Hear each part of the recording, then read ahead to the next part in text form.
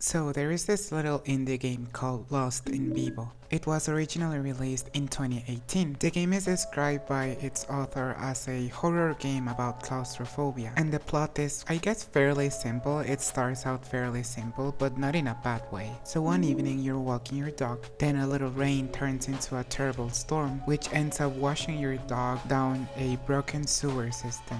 So you go after her, and in the process you start getting into this horrible place once you go deeper and deeper in the sewers. Because of its graphics, it's also very reminiscent of the old Silent Hill titles, specifically Silent Hill 2 and Silent Hill 3. To me, it feels a bit more like Silent Hill 3 because of its color palette. Everything looks so dark and brown, but also very reddish. There is a lot of rust and also a lot of blood too, and the game generally looks and feels dirty. This game, I think it's obvious that it takes a lot of inspiration from Silent Hill 3, from the save menus, from the weird video that plays on the main menu too, the multiple endings, the body and psychological horror, and also the music and sound design. When you're playing and generally exploring, you get a sense of anxiety, but also fear, and also this weird feeling that you're not supposed to be here, and with everything you find, everything just feels so much more horrible. And like I said, there's this feeling that you're not supposed to be here, but you also feel like you're supposed to continue. And it's one of the few games that really nail this feeling. The Silent Hill games are very scary, very weird experiences. They can also be very disgusting and anxiety inducing and stress inducing, but you also want to keep playing and just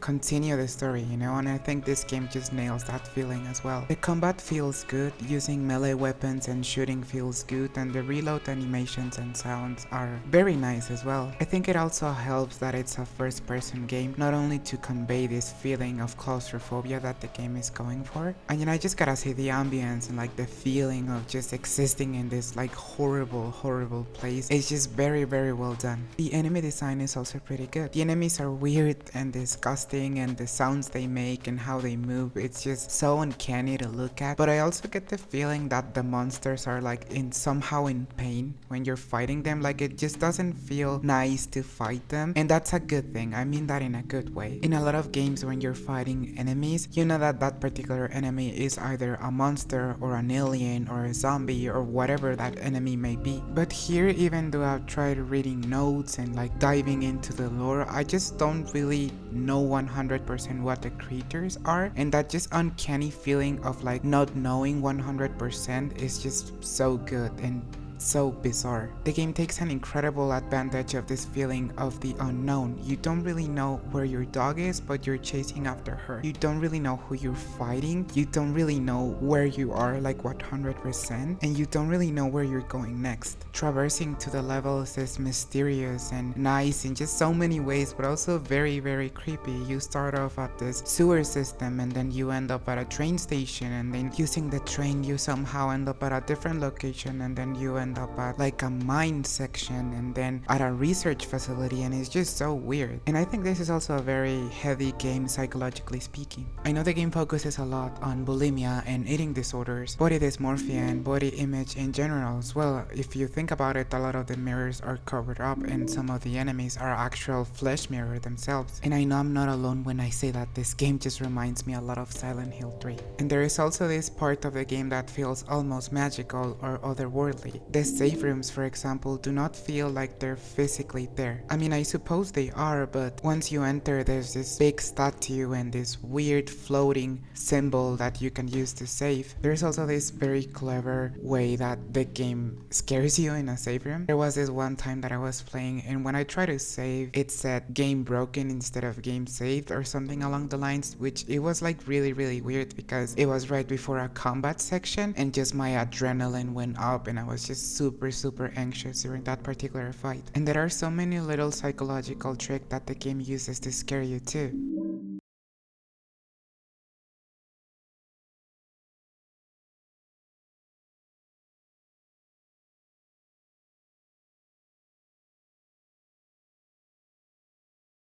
maybe a different color in a particular room, changing the lighting, adding different music, breaking a door behind you, and even random flashing images. The puzzles also remind me of old Resident Evil games, where you go out of your way to find particular strange items to complete a weird puzzle in order to progress. Also, a little fun fact, the way I discovered this game, I think it's interesting, and I've seen many people have discovered the game in a similar way, but I was listening to a particular playlist on Spotify which consisted mostly of video game soundtracks, and then the save room theme from Lost in Vivo just was randomly recommended to me, and then I liked it, I added it to my playlist, and a few days later I just googled the game and found it on Steam, and I just recently purchased it. And now I want to talk about something that is not particularly fun, which is the psychological aspect of the game. This whole experience to me was just incredibly anxiety inducing. I was just anxious, and there were times where I had to simply stop the game. I wanted to continue the story to see what happens, but I physically could not handle my anxiety, so I just had to stop. I also felt watched throughout the entirety of the game. The amount of flesh and the references to flesh throughout the game made me feel physically disgusted. A few levels brought back memories of being just incredibly depressed. There are a few notes of someone saying that they feel more comfortable in the dark, of not wanting to be seen, and there was a period of time in my life where I struggled a lot with body image and eating, and generally the way I presented myself to the world. The metro level freaked me out the most out of any other level in the game, I think. One of the reasons is that this is a place that is normally filled with people, with noises, with lights. That alone to me it's just scary and a bit disturbing. When I was playing through it with the lights turned on and my headphones on as well, I felt like I was there somehow. Dark empty public spaces make me uncomfortable in and out of itself. I'm a trans woman, and that's a place where I will not want to find myself in. I think a lot of people can understand that places like this, if you're a trans person, can be a bit more dangerous than normal. Similarly, the metro level in Silent Hill 3 also freaked me out, especially when Heather is being stalked. And when I was playing through the game, I was thinking,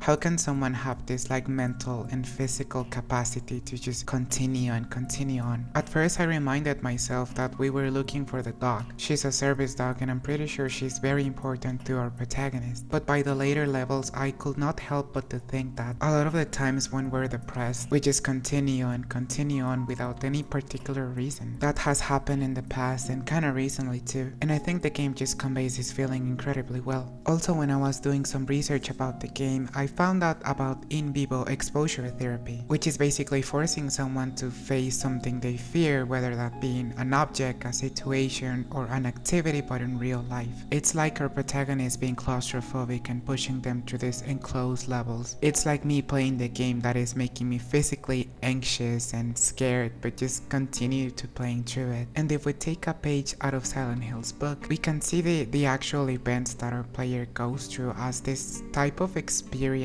that's gonna shape or change them in some way. To sum things up, this is a very incredible, very unique, very anxiety-inducing, and very scary indie title that you should play, especially if you like Silent Hill 2 and 3, indie games with the PS1 style graphics, or even newer titles like Resident Evil 7. Be sure to check out the Akira Studios page. I would personally like to thank Akira for making a game that made me feel something different, which is something that no game has achieved in a while. Go play the game for yourself and form your own opinion, drop any game recommendations in the comments, and just don't forget to support your queer independent game creators. And if you made it all the way to the end, thank you for watching.